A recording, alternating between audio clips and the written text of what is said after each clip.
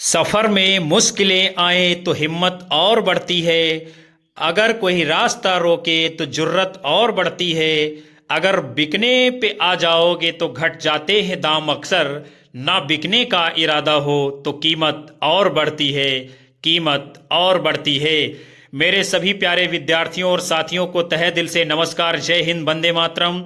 आप देख रहे हैं दीपक लक्ष्य हब यूट्यूब चैनल, जो आपको लक्ष्य तक पहुंचाएगा। सफर में मुश्किलें आएंगी दोस्तों, लेकिन हिम्मत नहीं हारनी है। हमको चट्टानों पहाड़ों को तोड़कर आगे बढ़ना है। सफलता दर्द की कोख से जन्म लेती है, इसलिए घबराना नहीं है। आपको यदि अपनी कीमत बढ़ानी है तो अपने को हीरे की तरह चमकाना होगा, अपने आप को तराशना होगा।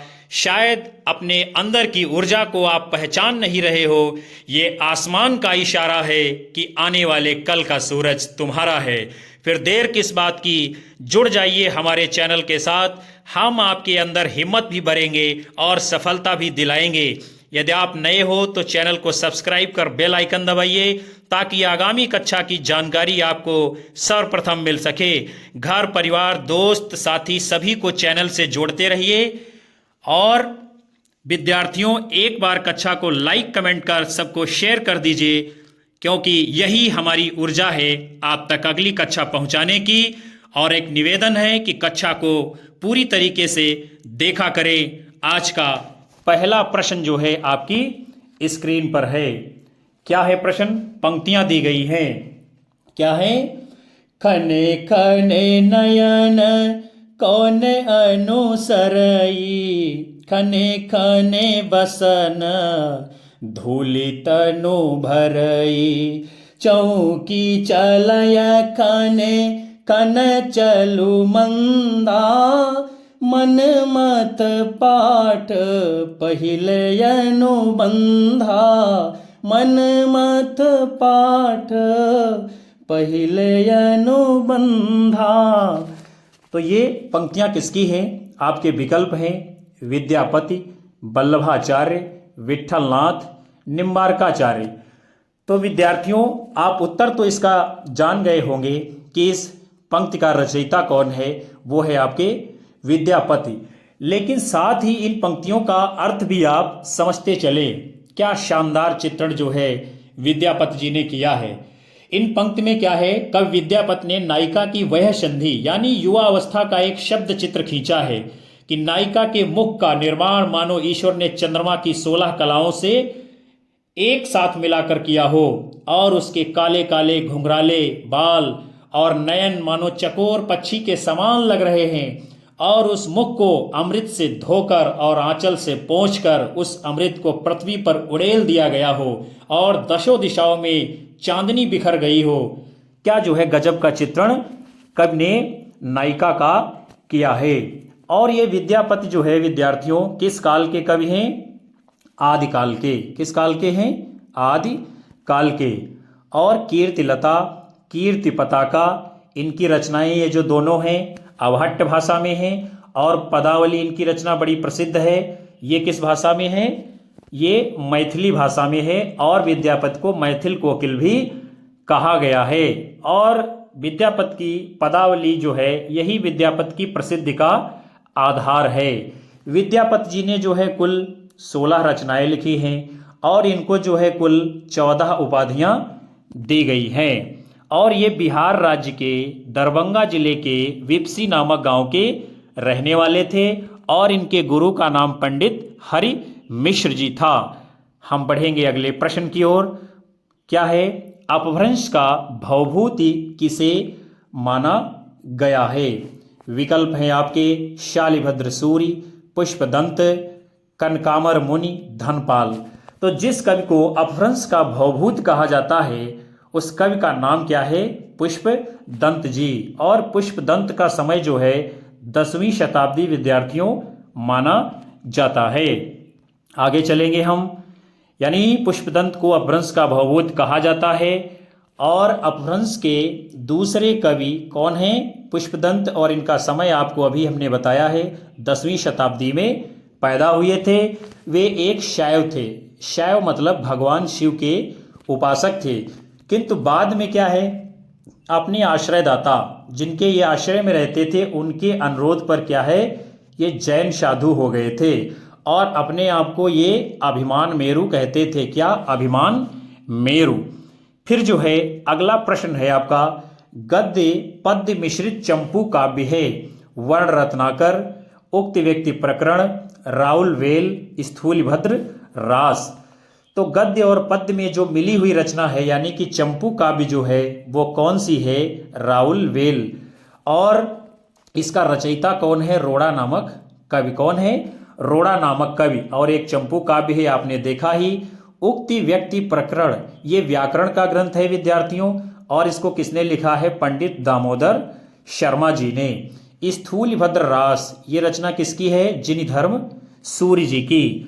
बढ़ेंगे हम अगले प्रश्न की ओर। प्रश्न है आपका, निम्नलिखित में से कौन सा नाम आदिकाल का नहीं है? वीरगाथा काल, गद्य काल, चारण काल, सिद्ध सामंत काल।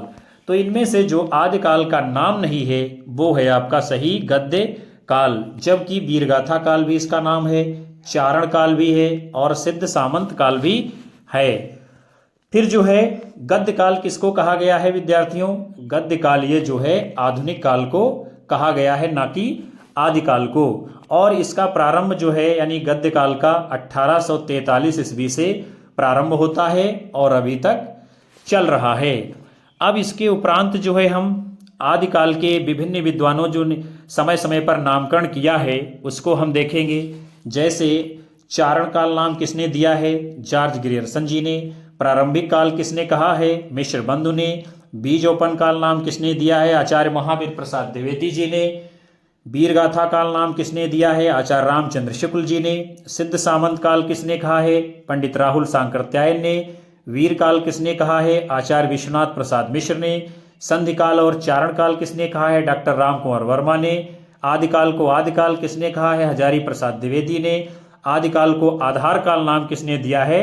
डॉक्टर सुमन राजे जी ने। तो ये सभी नाम जो है विद्यार्थियों बहुत ही महत्वपूर्ण हैं जो आपको याद रखने पड़ेंगे। बढ़ेंगे हम आगे, अगला प्रश्न देखेंगे। क्या है? इनमें से कौन सा आदिकाल का कवि नहीं है? चंद बरदाई, जगनिक, नाभादास, दलपत विजय। तो जो आदिकाल के कवि नहीं हैं वो कौन है? आपके नाभादास। चूंकि नाभादास विद्यार्थियों ये भक्ति काल के कवि हैं और भक्ति काल में भी क्या है? सगुण भक्ति धारा के अंतर्गत जो राम भक्ति शाखा है उसके कवि हैं ये आपके नाभादास जी। और नाभादास गोस्वामी तुलसीदास के ये समकालीन कवि हैं। चंद बरदाई, जगनिक, दलपत विजय आदि तीनों ये आदिकालीन रासो साहित्य के कवि हैं और रासो साहित्य का विवरण वीरगाथा काल के अंतर्गत किया गया है। किसके? वीरगाथा काल के अंतर्गत। फिर जो है अगला प्रश्न हम देखेंगे, इनमें से कौन सी रचना आदिकाल की है? सूरसागर, विद्यापत पदावली, बीजक, भ्रमर गीत। जो रचना आदिकाल की है वो है विद्यापत पदावली, क्योंकि विद्यापत आदिकाल के कवि हैं। सूरसागर ये रचना भक्तिकाल की है और बीजक ये भी जो है भक्तिकाल की है और भ्रमर गीत ये भी भक्तिकाल की रचना है। और विद्यापत पदावली ये जो किसकी रचना है? विद्यापत जी की। सूरसागर के रचनाकार सूरदास जी हैं, बीजक के रचनाकार कबीरदास जी हैं और भ्रमर गीत किसकी है? ये भी रचना सूरदास जी की है। आगे बढ़ते हैं हम, अगला प्रश्न देखते हैं। इनमें से कौन सी भाषा आदिकाल की है? ब्रजभाषा, खड़ी बोली, डिंगल पिंगल, अवधी। तो जो आदिकाल की भाषा है उसका नाम क्या है? डिंगल पिंगल। ब्रजभाषा ये जो है भक्ति काल में और रीत काल में देखने को मिलती है। खड़ी बोली जो है आधुनिक काल में है और अवधी भी क्या है? ये भक्ति काल में प्रयोग की जाने वाली भाषा थी। फिर जो है क्या है? डिंगल पिंगल आदिकाल की भाषा आपने देखा, यानी ब्रजभाषा ये भक्ति काल और रीत काल में रही है। अभी आपको बताया था अवधी ये भी भक्ति काल में रही है और खड़ी बोली ये आधुनिक काल में है। यानी क्या है? ये सभी भाषाओं का एक प्रकार से विभाजन है, कौन सी किस काल में प्रयोग की जाती थी प्रमुखता के साथ में। फिर जो है अगला है, अपभ्रंश के प्रथम महाकवि कौन थे? किसके? अपभ्रंश के। हेमचंद्र, स्वयंभू, रामचंद्र, सोमप्रभ सूर्य। तो अपभ्रंश भाषा के जो प्रथम महाकवि है उनका नाम क्या है? स्वयंभू जी। डॉक्टर राम कुमार वर्मा के अनुसार अपभ्रंश भाषा के प्रथम महाकवि स्वयंभू हैं और इन्हीं को हिंदी का प्रथम कवि माना है। किसने? राम कुमार वर्मा जी ने। और स्वयंभू 8वीं शती यानी कि 783 ईस्वी के आसपास विद्यमान थे। स्वयंभू को ही जैन परंपरा का भी प्रथम कवि माना जाता है और स्वयंभू को अपभ्रंश का क्या कहा जाता था? वाल्मीकि तथा व्यास। फिर जो है हम आगे बढ़ेंगे, अगला प्रश्न देखेंगे क्या है? अपभ्रंश काव्य का सुप्रसिद्ध छंद कौन सा है? कड़वक, पद्धरी, रास और इहा। तो अपभ्रंश काव्य का जो सुप्रसिद्ध छंद है उसका नाम क्या है? पद्धर या पद्धड़िया इसको कहते थे। और ये जो है 16 मात्राओं का छंद है। कितनी? 16 मात्राओं का। इस छंद के नाम पर, इस पद्धति पर लिखे जाने वाले काव्यों को पद्धड़िया बंध कहा गया, अभी हमने बताया था। और जो है स्वयंभू ने चतुर्मुख को पद्धड़िया बंध का प्रवर्तक तथा श्रेष्ठ कवि भी कहा है। फिर अगला है, राजमती से रूठकर बीसल देव कहाँ चला गया था? कर्नाटक, उड़ीसा, तमिलनाडु, आंध्र प्रदेश। तो राजमती से रूठकर बीसल देव कहाँ चला गया था? उड़ीसा। और बीसल देव रासो जो ग्रंथ है इसका रचयिता कौन है? नरपति नालजी।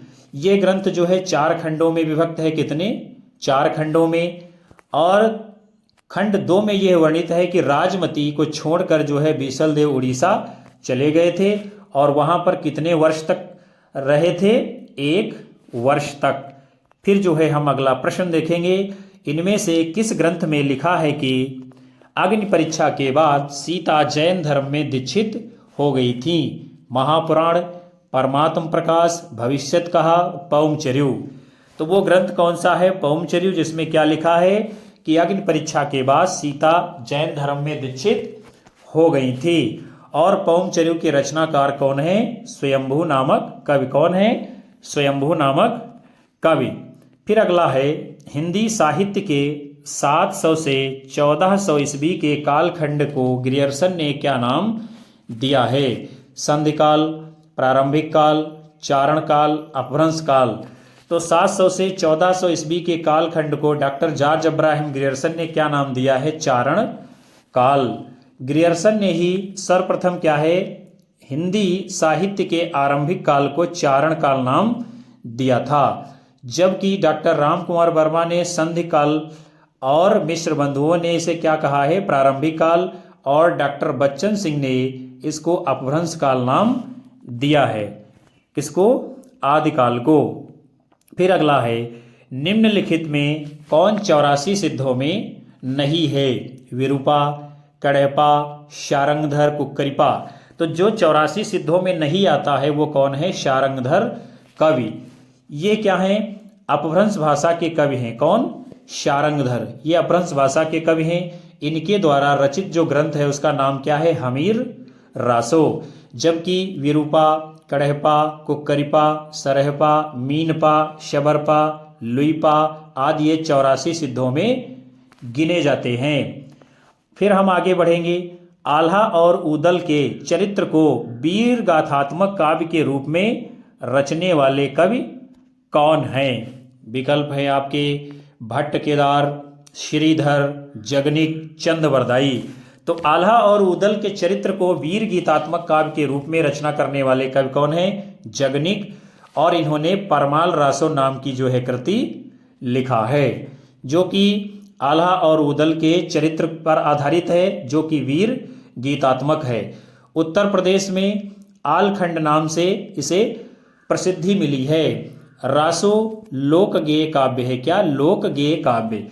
1865 ईस्वी में चार्ल्स एलियट ने इस ग्रंथ का प्रकाशन आल्हा खंड शीर्षक से कराया था और ये मौलिक परंपरा पर आधारित है। इसी प्रति के आधार पर श्याम सुंदर दास जी ने इसका पाठ निर्धारित किया है। आगे चलेंगे हम।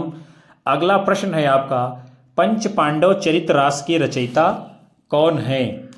विकल्प हैं आपके शालिभद्र सूरि, आसगु कवि, नरपति नाल, दलपति विजय।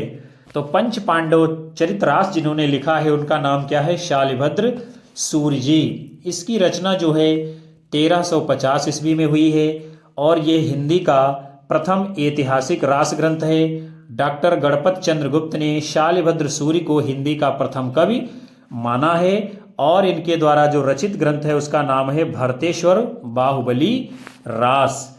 आगे चलेंगे हम। अगला प्रश्न है आपका, भविष्यत कहा किसकी रचना है? किसकी है? राम सिंह, देवसेन, धनपाल, पुष्पदंत। तो भविष्यत कहा को किसने लिखा है? धनपाल नामक कवि ने। और अपभ्रंश के तीसरे प्रमुख कवि कौन है? धनपाल, और इनका समय 10वीं शती है। इन्होंने भविष्यत कहा ग्रंथ की रचना की है। जबकि राम सिंह ने पाहुड़ दोहा और देवसेन ने श्रावकाचार नामक ग्रंथ को लिखा है और पुष्पदंत जी ने महापुराण ग्रंथ की रचना की है। आगे चलते हैं, अगला प्रश्न देखते हैं हम, क्या है? मुकरी लिखने का सर्वप्रथम प्रयास जो है किसने किया था? स्वयंभू, जगनिक, अमीर खुसरो, कुंभन दास। तो मुकरी किसने लिखा था सर्वप्रथम? अमीर खुसरो जी ने। और खुसरो की पहेलियां, मुकरियां उक्ति वैचित्र के लिए जानी जाती हैं। इनके द्वारा रचित जो ग्रंथ हैं वो है खालिक बारी, पहेलियां, दो सुखने, गजल, मुकरियां, हालाते कन्हैया, नजराने हिंदी इत्यादि। और जो है अमीर खुसरो ने 100 से अधिक रचनाएं लिखी हुई हैं। फिर हम अगला प्रश्न देखेंगे। संवत 1050 से 1375 की अवधि में लिखे गए हिंदी साहित्य का वीर गाथा काल के रूप में नामकरण किसने किया है? डॉक्टर राम कुमार वर्मा, आचार्य रामचंद्र शुक्ल, हजारी प्रसाद द्विवेदी, डॉक्टर नगेंद्र जी। तो संवत 1050 से 1375 की कालावधि को वीर गाथा काल जो नाम दिया है वो कौन है? आचार्य रामचंद्र शुक्ल जी। शुक्ल जी ने जो हिंदी साहित्य का इतिहास लिखा था उसका प्रकाशन कब होता है? 1929 ईस्वी में। कब होता है? 1929 ईस्वी में। फिर जो है आचार्य रामचंद्र शुक्ल ने जो अपने इतिहास में काल विभाजन किया है उसको भी हम देखेंगे। जैसे आदिकाल यानी कि वीर गाथा काल संवत 1050 से 1375 तक, पूर्व मध्यकाल अर्थात भक्तिकाल संवत 1375 से 1700 तक, उत्तर मध्यकाल रीतिकाल संवत 1700 से 1900 तक, आधुनिक काल जिसको गद्यकाल कहा है संवत 1900 से 1984 तक। तो ये काल विभाजन किसका है विद्यार्थियों? आचार्य रामचंद्र शुक्ल के इतिहास का। और यही काल विभाजन जो है हिंदी साहित्य में जो है सर्वथा और सबसे ज्यादा प्रामाणिक माना गया है, इसलिए आपको ये याद रखना पड़ेगा। फिर अगला प्रश्न है, 10वीं से 14वीं शताब्दी के साहित्य को किस विद्वान ने आदिकाल के अंतर्गत रखा है? आचार्य रामचंद्र शुक्ल, मिश्र बंधु, राहुल सांकृत्यायन, हजारी प्रसाद द्विवेदी। तो 10वीं से 14वीं शताब्दी के साहित्य को जिस विद्वान ने आदिकाल के अंतर्गत रखा है उनका नाम क्या है? आचार्य हजारी प्रसाद द्विवेदी। और आचार्य हजारी प्रसाद द्विवेदी ने अपना इतिहास ग्रंथ लिखा है हिंदी साहित्य का आदिकाल, उसी में यह समय सीमा निर्धारित की है। आगे बढ़ते हैं हम।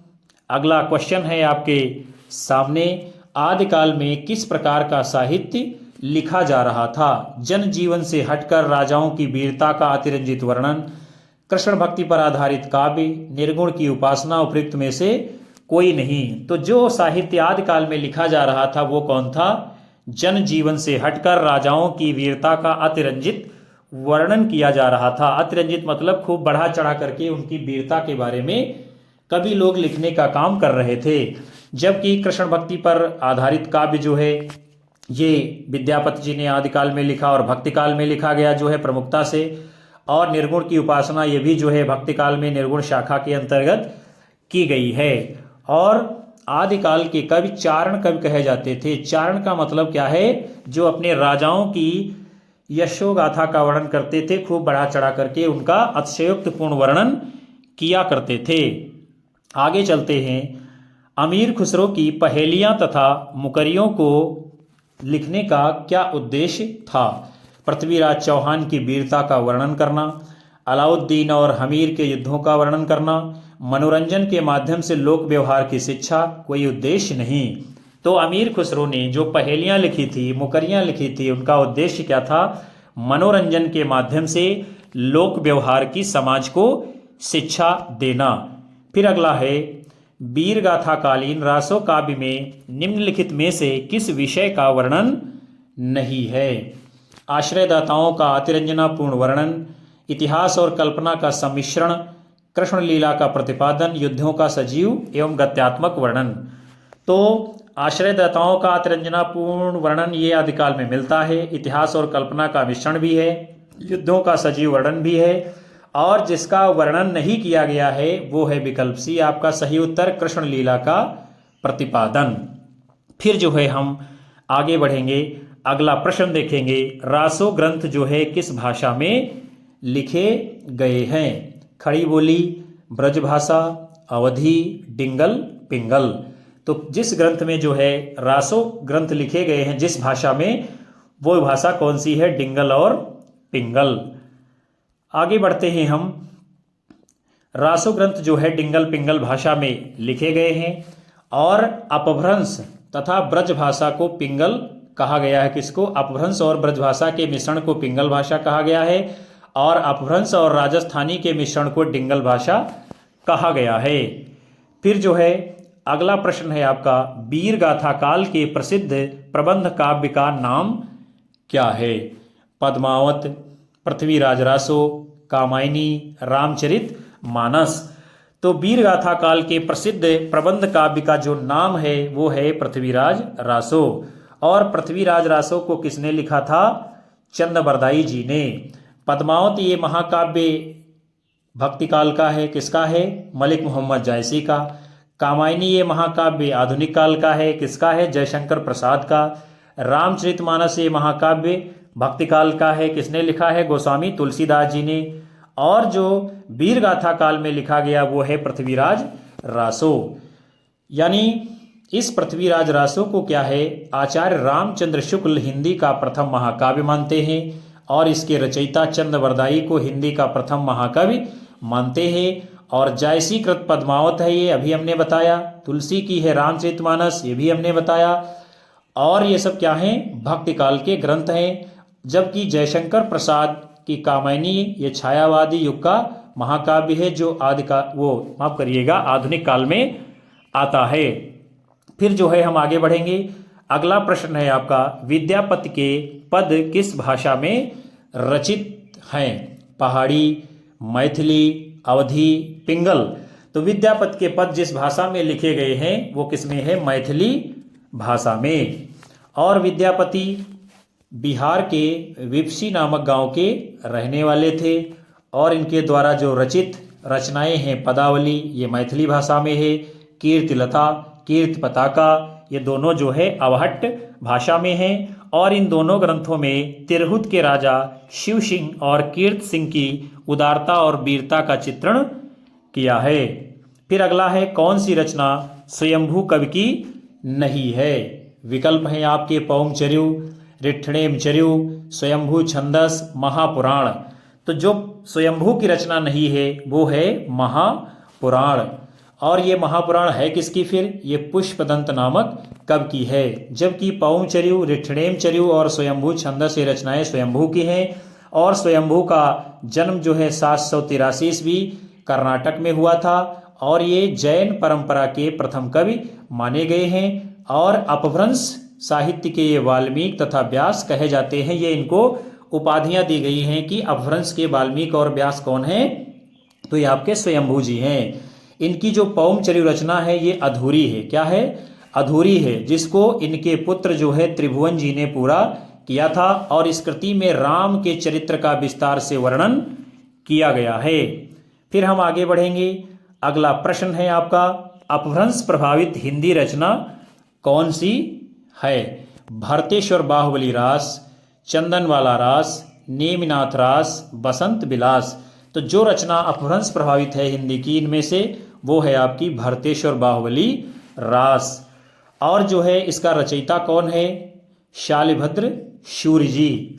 और रचना कब की थी? ये 1184 ईस्वी में। इसमें 205 छंद हैं। कितने? 205। और यह एक खंड काव्य है। शालिभद्र सूर्य की जो अन्य रचनाएं हैं जैसे कि बुद्धि रास, जबकि चंदन वाला रास, नेमिनाथ रास और बसंत विलास ये सब क्या है? अपभ्रंश से मुक्त रचनाएं हैं, यानी इसमें अपभ्रंश भाषा का प्रयोग नहीं किया गया है। फिर आगे हम बढ़ेंगे। अगला प्रश्न है आपका 11वीं शताब्दी में रचित लोक भाषा काव्य इनमें से कौन सा है? जयमेघ जस चंद्रिका, उक्ति व्यक्ति प्रकरण, राउल वेल, ढोला मारूरा, दूहा। तो 11वीं शताब्दी में रचा गया जो लोक भाषा काव्य इनमें से है वो है ढोला मारूरा, दूहा। और ये मूलतः जो है दोहों में रचा गया है, दोहों में। इस ग्रंथ में कछवाहा वंश के राजा नल का पुत्र जो है ढोला और मारवाड़ी नामक राजकुमारी की प्रेम कथा का वर्णन किया गया है, जबकि राउलवेल 10वीं शताब्दी में और जयमेघ जस चंद्रिका तथा उक्ति व्यक्ति प्रकरण ये 12वीं शताब्दी की रचनाएं हैं। आगे बढ़ते हैं हम। आपका प्रश्न है गोरखनाथ के गुरु का नाम बताइए। मत्स्येंद्रनाथ, गोपीचंद, चौरंगीनाथ, चुड़करनाथ। तो गोरखनाथ के गुरु कौन है? मत्स्येंद्र नाथ जी। इनका जो वास्तविक यानी कि असली नाम है वो है विष्णु शर्मा, और कुछ जो है पूजा का नाम इनका क्या था? पिपली देव, यानी पूजा में ये पिपली देव के नाम से जाने जाते थे। जबकि इनका गुप्त नाम क्या है? भैरवानंद। क्या है? भैरवानंद। और मत्स्येंद्र नाथ को मच्छंदर नाथ भी कहा जाता है। और इनका जन्म जो है बंगाल में हुआ था। कहाँ? बंगाल में। और इनके द्वारा रचित जो है एक बड़ा ही प्रसिद्ध ग्रंथ है उसका नाम क्या है? कौल ज्ञान निर्णय। कौल ज्ञान निर्णय।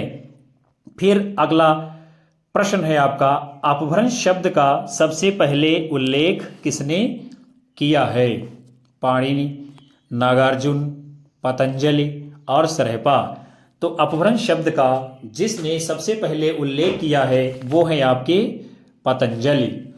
और जिससे पता चलता है क्या कि संस्कृत या साधु शब्द के लोक प्रचलित विविध रूप अपभ्रंश या अपशब्द कहलाते हैं।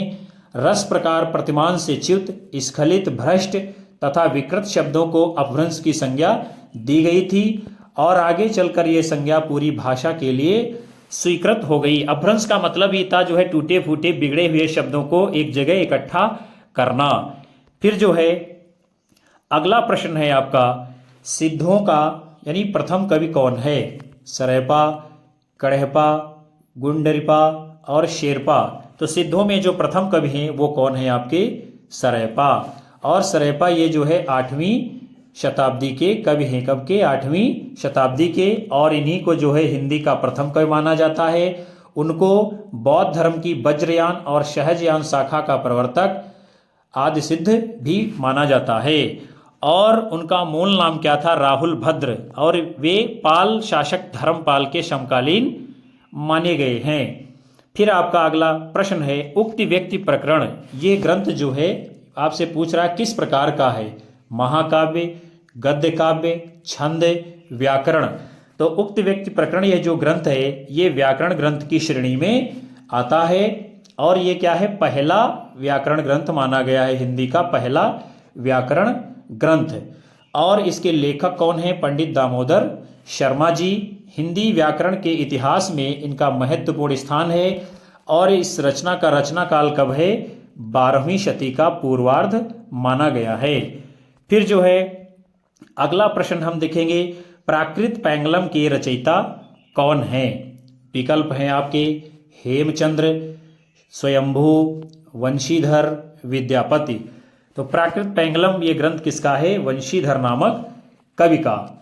और लक्ष्मीधर ने क्या काम किया था? 14वीं शताब्दी के अंत में प्राकृत पैंगलम नामक ग्रंथ का संग्रह किया था। प्राकृत पैंगलम में विद्याधर, शारंगधर, जज्जल, बब्बर आदि कवियों की रचनाओं को संकलित किया गया है। प्राकृत पैंगलम में क्या है? प्राकृत और अपभ्रंश के छंदों की विवेचना की गई है।